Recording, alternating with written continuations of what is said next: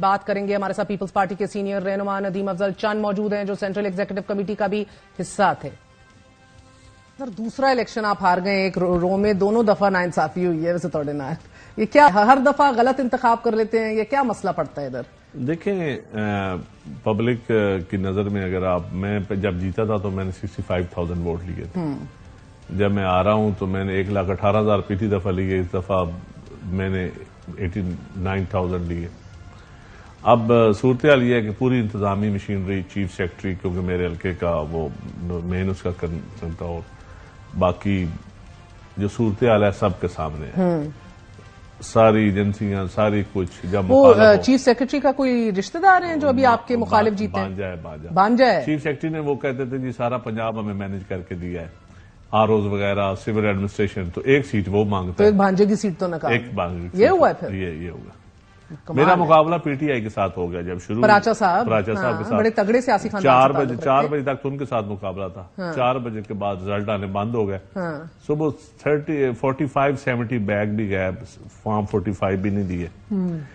इससे पहले मर्जी के पोलिंग स्टेशन, मर्जी के आरओज, मर्जी के नून लीग के प्रिजाइडिंग ऑफिसर, मर्जी का स्टाफ, कोई सिक्योरिटी नहीं। पूरी इंतजामिया 1 साल से उनका इलेक्शन लड़ रही है। फंड्स हर यूनियन काउंसिल में 2-2, 4-4 करोड़ के फंड्स काम भी हो रहे हैं। इन सारा करने के बावजूद भी वोट उनके, जहां मैं जीता हूं, मैं जीत रहा हूं 200, जहां वो जीत रहे हैं वो जीते 600। पहले उनको पर्चियां दी गई 20,000 के करीब, जो टप्पे लगा। सारी बातें आपने बताई हैं अंदर जाके अपने चेयरमैन को? बिल्कुल बताई। मैं साथ चेयरमैन का जिस दिन जलसा था, मेरी इतनी खबर, हाँ जिस दिन चेयरमैन का जलसा था उस दिन वहां एक नून फैमिली ने मेरी हिमायत की थी। उनका अली जाफर नकवी उनका सेक्रेटरी था। चेयरमैन के जाने के दूसरे दिन रेड उनके घर कर दिया। उसका बेटा गुलफाम नकवी उठा के ले गए। अच्छा, चंद साहब मुझे बताएं कि ये अंदर वालिद साहब ज्यादा इंक्लाइंड थे टूवर्ड्स के हुकूमत में बैठा जाए, और साहबजादे उनके थोड़े से, बिकॉज आप लोगों की इतनी अक्सरियती आवाज ऊंची गूंज रही थी कि नाइंसाफी हुई है हमारे साथ और एक पुरानी तनख्वाह पे काम नहीं करना, ऑपोजिशन में बैठ जाओ, तो वो जरा साहबजादे बिलावल साहब, चेयरमैन साहब के भी जरा मुझे लगता है कि वजन उनकी बात में भारी और पड़ गया। ऐसा ही है? देखिए, ऑप्शन नहीं थे हमारे पास। आप मुझे ये बताएं। ऑप्शन थी सर, काबीना का हिस्सा बने, पुरानी तनख्वाह पे काम करें, वजारतें हमारी ऑप्शन नहीं। अभी भी आप हुकूमत बनवा के दे रहे हैं बात दरखास्त हमने, अगर हमारे पास नून लीग के अलावा कोई ऑप्शन होती ना, बिल्कुल हम नून लीग को ना देते।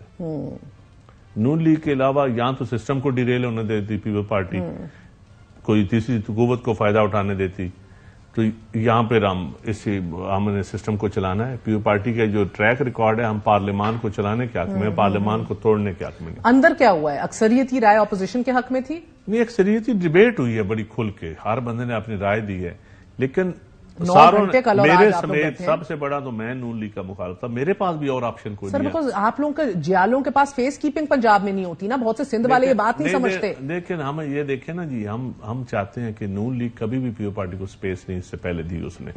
पीपल पार्टी को उसने जितना रगड़ सकता है रगड़े। हमने 16 महीने पीडीएम का भी जो बोझ उठाया है, बेनिफिशियरी कौन हुआ है? यहाँ वो हुए हैं दूसरा तबका, तो यहाँ नून लीग बेनिफिशियरी हुई है। पीपल पार्टी 16 महीनों की काम बेनिफिशियरी है। पीपल पार्टी ने तो उल्टा इलेक्शन भी लूज किया। पंजाब की क्यादत को भी नून लीग ने बाय एंड लार्ज इग्नोर किया। बिल्कुल किया।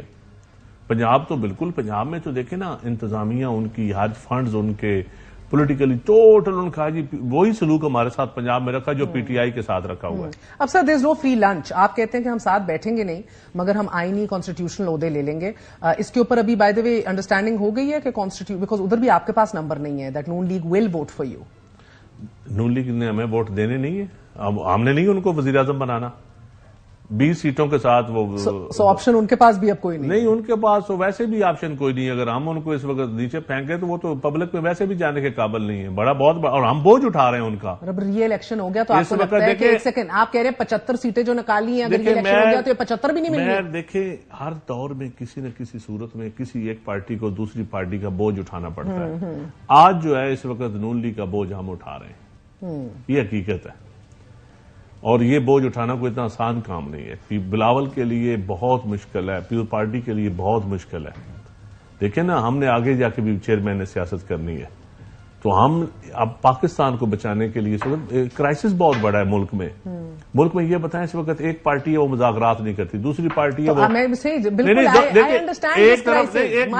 माय क्वेश्चन सर, आप उनको कह रहे हैं हुकूमत बनाने के लिए आप उनको मदद करेंगे, उनके पीएम को वोट डालेंगे, उल्टा they will let you have the constitutional positions that you want to have, including presidency, चेयरमैनी, सेनेट की और स्पीकरशिप। यस, हमने उनकी हुकूमत को स्टेबल भी करना है सर। वैसे मैं कहती हूँ एक तो कमाल स्ट्रेटेजिक मूव है पीपीपी का। एक तो वो कालीन पे भी उंगल है, जब दिल किया खींच लिया, और ऊपर से सदर भी अपना बैठाना है कि जब वोट ऑफ नो कॉन्फिडेंस भी लाने का मूड हुआ तो ऊपर अपना ही बैठा हुआ है। स्पीकर ने इजलास बुलाने, उसके पास वो प्रोरोगेटिव है सारा।